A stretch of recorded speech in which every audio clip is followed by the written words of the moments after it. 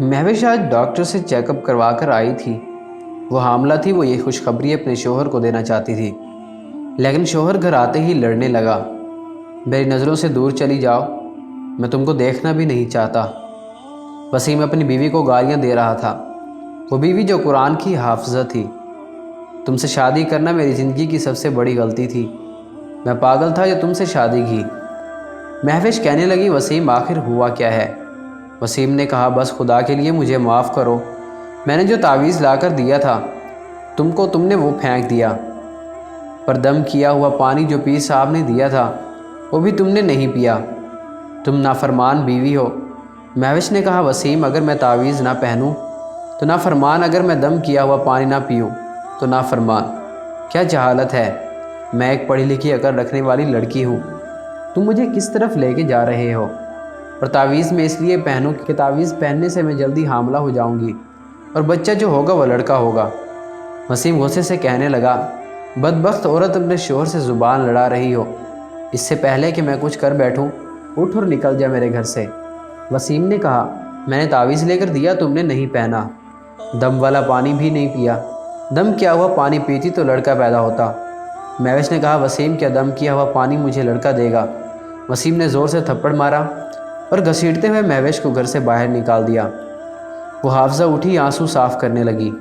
वसीम आप गलत कर रहे हैं। आप कौन से ज़माने में जी रहे हैं? वसीम ने पीर साहब को फ़ोन किया। बाबा, मेरी गुस्ताख बीवी ने वो दम किया हुआ पानी फेंक दिया है। बाबा ने कहा, बेटा ये गलत है, तुम उसे मेरे पास ले आओ, मैं उसके नाम का चिल्ला करूँगा। वसीम कहने लगा, तुमको मेरे साथ बाबा जी के पास जाना होगा। महविश ने कहा, वसीम देखो ये हमारे घर का मामला है, क्यों किसी अजनबी को लेके आ रहे हो? वसीम ने कहा, वो अजनबी नहीं है, मेरे पीर हैं। महविश ने कहा, वसीम मैंने किसी के पास नहीं जाना। वसीम ने गालियां देना शुरू कर दी। बात बढ़ते बढ़ते तलाक तक जा पहुंची। जब महविश ने बताया कि अब उसे किसी पीर के पास जाने की ज़रूरत नहीं, तो वसीम ने खुश होने के बजाय उस पर इल्ज़ाम धर दिया कि इसके पेट में पलने वाला बच्चा भी मेरा नहीं है। झगड़ा बहुत बढ़ गया। गुस्से में वसीम ने महविश के पेट पर टांग मारकर उसे तलाक दे दी। महविश रोती हुई दागदार दामन लिए, तलाक का धब्बा माथे पर सजाए, किस्मत पे रोती हुई चली गई। वसीम गालियां दे रहा था, बदजात औरत, शोहर की इज़्ज़त करना नहीं आती, ऐसी औरत को काट डालना चाहिए। वसीम के माँ बाप को पता चला तो इन्होंने आकर बेटे को समझाया कि तुमने बहुत गलत किया है, ऐसा नहीं करना चाहिए। महविश घर पहुंची तो इसकी हालत बहुत ख़राब थी। इसके घर वाले उसे अस्पताल ले गए। इसका 2 माह का बच्चा मर चुका था। महविश की भी हालत बहुत नाजुक थी। डॉक्टर ने बताया कि पुलिस केस बनता है, मगर महविश के घर वालों ने महविश के कहने पर कुछ न किया। सब कुछ अल्लाह पर छोड़ दिया।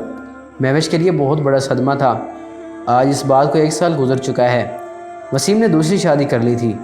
इधर महविश के घर वालों ने भी महविश की दूसरी शादी कर दी थी। इस बार जो मिला था वो एक सच्चा मुसलमान था। वो पढ़ा लिखा तो नहीं था, लेकिन वो इस्लाम के करीब से जानता था।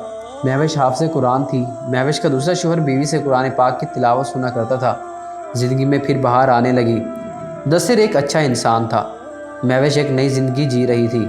अल्लाह पाक ने उसे खूबसूरत बेटा अता किया। महविश कभी कभी अपने पहले बेटे को याद करके रोती थी।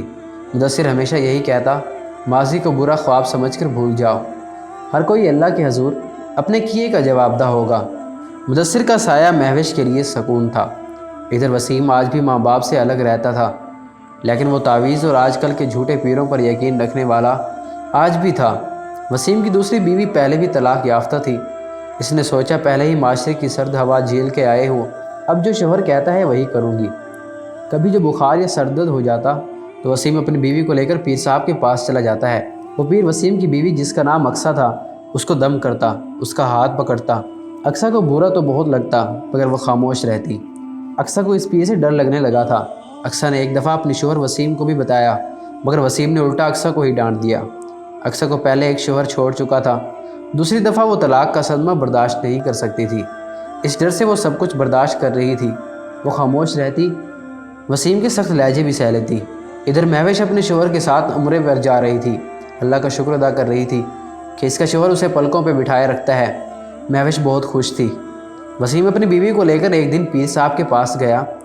पीर जी दुआ करें हमारा बेटा हो। पीर साहब ने अक्सर के पेट पे हाथ रखा और आंखें बंद कर ली। कुछ पढ़ने लगा और कहने लगा, अपनी बीवी को 20 दिन लगातार लेकर आओ, میں دعا کروں گا، بیٹا ہی ہوگا۔ اقصیٰ بہت روتی تھی، یا خدا میرے شوہر کو سمجھ عطا کر، وہ غیر مرد مجھے چھوتا ہے، میں کیا کروں؟ اقصیٰ جیسی نہ جانے کتنی لڑکیاں ان پیروں کی ہوس کا نشانہ بن رہی تھی۔ کچھ دن گزرے، وسیم کام میں مصروف رہنے لگا۔ پیر صاحب اب وسیم کے گھر آنے لگے۔ اقصیٰ کو ہوس بھری نظروں سے دیکھتا۔ ایک دن اقصیٰ نے وسیم کو بتانا چاہا، لیکن وسیم کا یقین پیر صاحب پر اتنا تھا کہ وہ کچھ سننا نہیں چاہتا تھا۔ ایک دن وسیم گھر نہیں تھا، اقصیٰ سو رہی تھی۔ پیر صاحب گھر آئے، انہوں نے اقصیٰ کے ساتھ بدتمیزی کرنا چاہی۔ اتنے میں وسیم گھر آ گیا، دیکھا کہ پیر اقصیٰ کے کمرے میں ہے۔ وسیم جیسے ہی کمرے میں داخل ہوا تو دیکھا پیر اقصیٰ سے بدتمیزی کر رہا تھا۔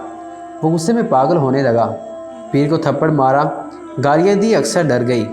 وسیم نے کلہاڑا اٹھایا اور اقصیٰ کے سر پر دے مارا۔ بے غیرت عورت، میرے پیچھے یہ کام کرتی ہو؟ اقصیٰ وہیں تک دم توڑ گئی۔ وسیم نے جھوٹے پیر کو بھی کلہاڑی مارنا چاہی، مگر وہ پیر جان چھوڑا کر فرار ہو گیا۔ جب محلے والوں کو پتہ چلا تو سب اکٹھے ہو گئے۔ نیوز چینل والے بھی پہنچ گئے۔ ٹی وی پر نیوز چلنے لگی، شوہر نے بیوی کو غیرت کے نام پر قتل کر دیا۔ مہوش بھی نیوز دیکھ رہی تھی، وسیم کو دیکھا اور چیخیں مارنے لگی۔ وہ ڈر گئی تھی، اس نے آخر کسی معصوم کو مار ہی ڈالا۔ کیا قصور تھا اقصیٰ کا؟ ایک جاہل کی جہالت نے ایک عورت کی جان لے ہی لی۔ تو دوستو، ہمیں دیکھنا چاہیے کہ اللہ تعالیٰ کے احکامات کیا ہیں اور ہم کس طرف چل رہے ہیں۔ خدا کے لیے اس طرح کے جھوٹے پیروں سے بچیں۔ اللہ پاک سے دعا ہے کہ ہمیں سیدھے راستے پر چلنے کی توفیق عطا فرمائے۔ آمین۔